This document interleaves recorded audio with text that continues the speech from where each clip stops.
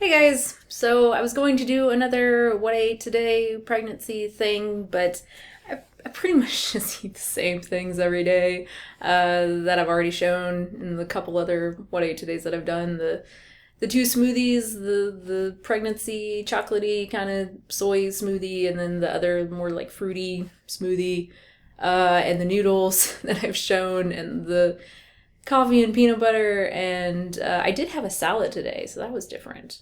Just romaine lettuce and tomatoes and nutritional yeast and some avocado. I just really wanted avocado.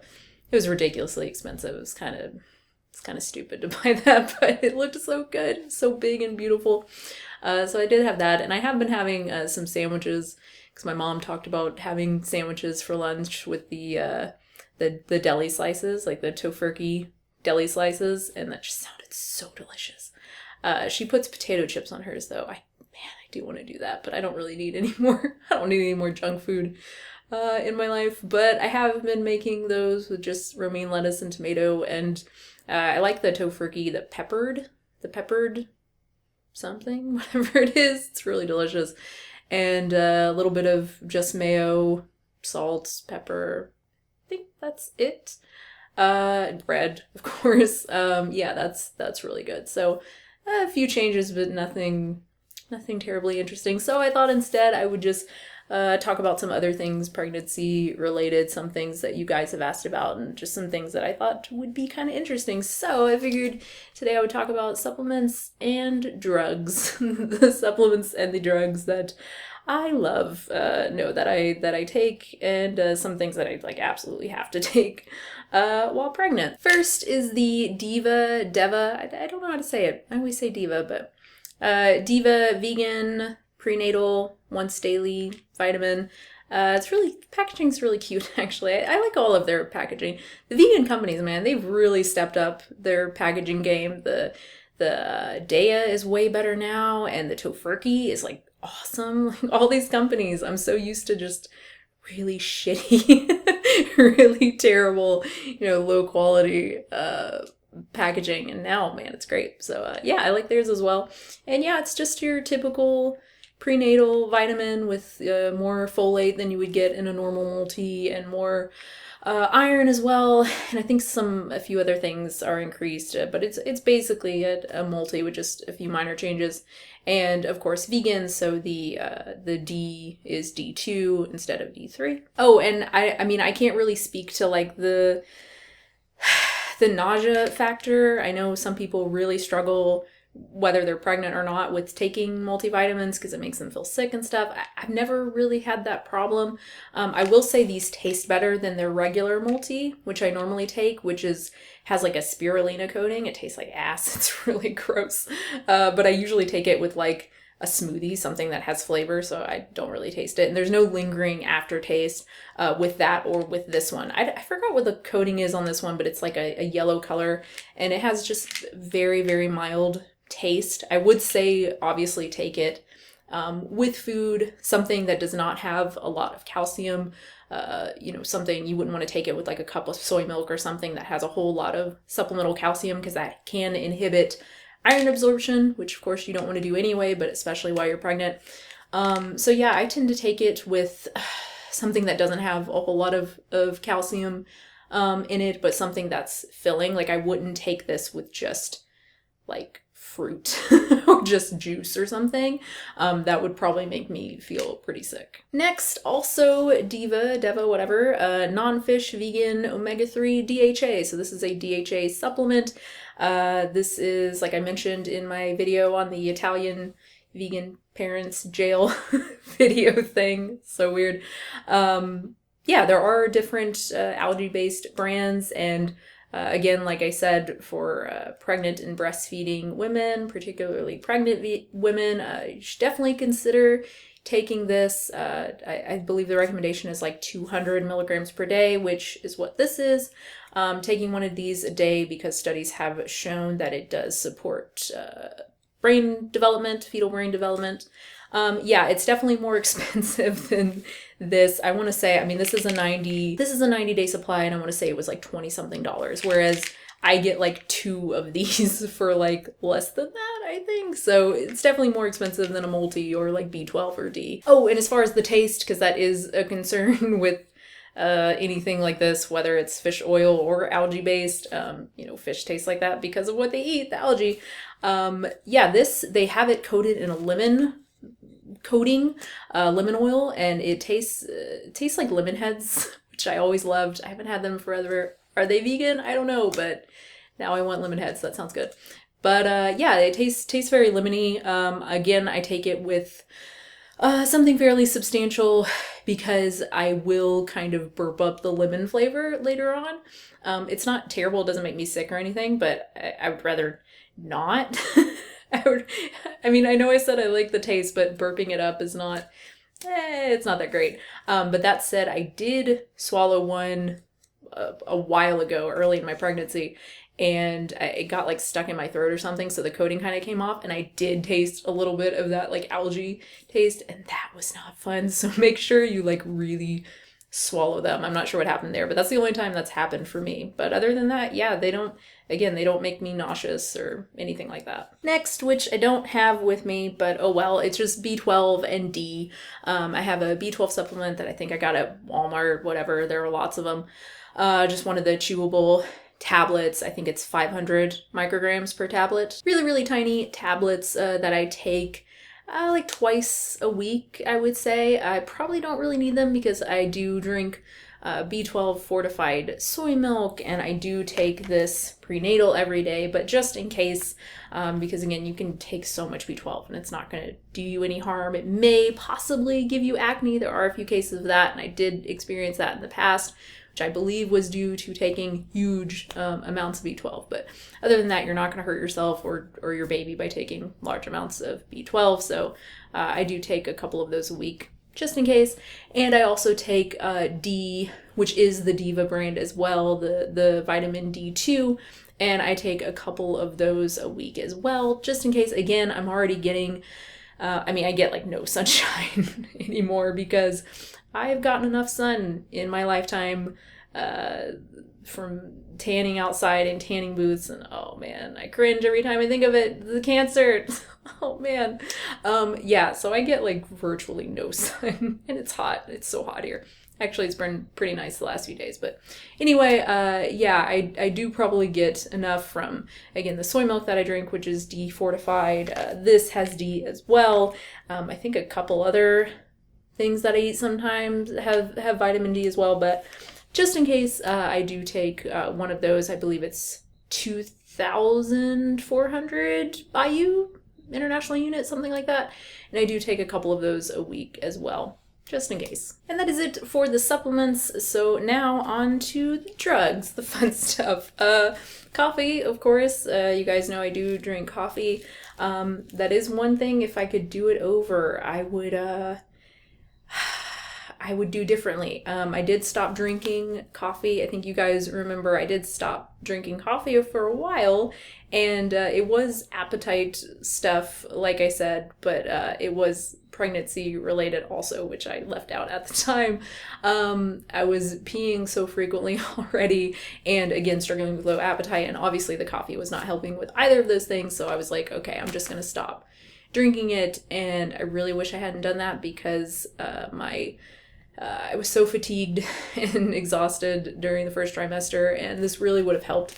So I started drinking it again sometime, it's been a little while now, sometime during the second trimester, and it really makes a difference. Like, at least, even when I'm having just like a really tired day, at least I have like a couple hours where I have some energy and I don't feel so shitty. So yeah, the coffee helps. And again, it's totally safe to have coffee. They just recommend no more than 200 milligrams per day, which you do have to be careful with, because if you are like I looked it up actually, if you're getting your coffee from like Starbucks, say their typical medium roast, I forgot what it's called, but if you get a tall, which is 12 ounces, it's like 280 milligrams of caffeine. That's already above what you're supposed to have for your daily intake of caffeine.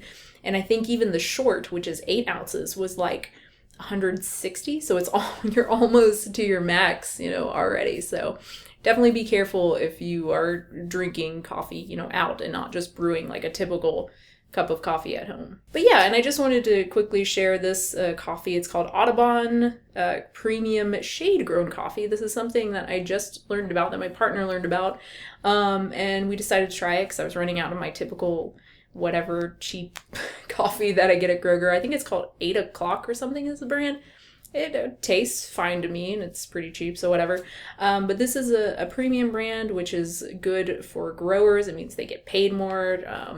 There's actually a good video on that. I will link here or in the description on like premium versus kind of fair trade, because fair trade is it may not be as fair as we would like. It's a more complicated issue, but yeah, so this is premium, which is probably a good thing, and it's also shade grown, which I'd never heard of.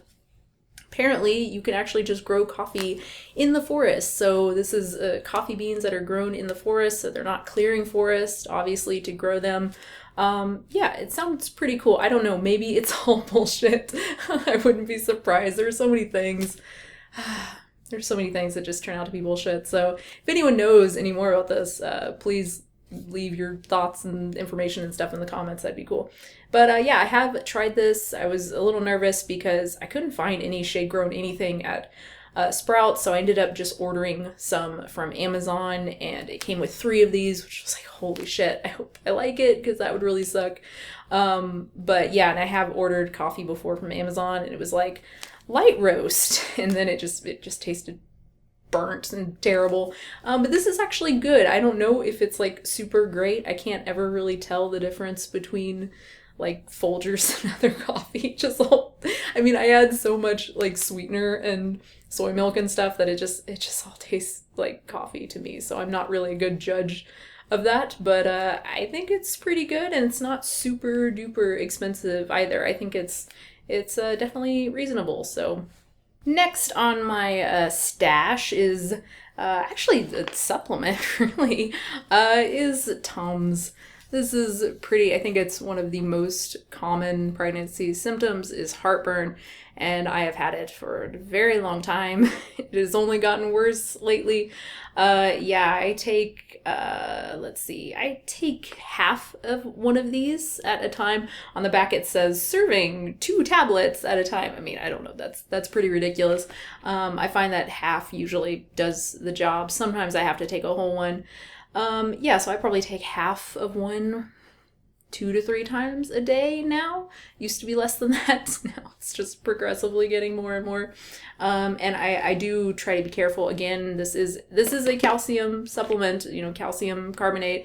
1 tablet has 300 milligrams. So you're getting to the range, I believe it's 300 to 350, where, it is going to inhibit iron absorption. So ideally, you don't want to be taking these all day long or taking them with meals with iron, because again, you will inhibit absorption. But yeah, these are great, and I have the Kroger brand. It's not the Tums brand, because it's the same thing and it's cheaper. And next, also heartburn related, is something I just recently added to my stash. This is Zantac 150. This is actually the Kroger brand. It's heartburn relief. It's something that you take you can take it twice a day, but I only take it at night, and it's a long-lasting, long-acting thing. It is safe during pregnancy. My doctor actually recommended it because I told her I was like really suffering, because the Tums are great during the day when I start to first feel the effects, and then I can just take half of one and it's fine. But I was finding recently that at night, I fall asleep, and then so hours later, I wake up in the morning and it's terrible. And I take a Tums and it doesn't work because it's just all this acid has just been sitting there. It just feels like it's just eating away my throat. It's really, really awful. So I got some of this, and it's I think this is 65 tablets. I think it was like $13 or something like that. But oh man, I've had complete relief. It works like so great. I have not had any problems since I've been taking it at night before bed, with like waking up and just being in pain at all. It also tastes really delicious. It's this like minty thing, and it's like, don't chew it, but oh man, I still want to chew it because it tastes really good. I guess it's like cool mint, so it's supposed to soothe if you're taking it, if you happen to have like heartburn at the time that you take it. man, it tastes like really good. The next thing is Tylenol, acetaminophen. It is the safe pain reliever for pregnancy. I haven't had to take this very much. I've been sick twice. I got sick early on. It like just in the span of like a month, I got sick, and then a few weeks later got another cold. It was incredible, just terrible.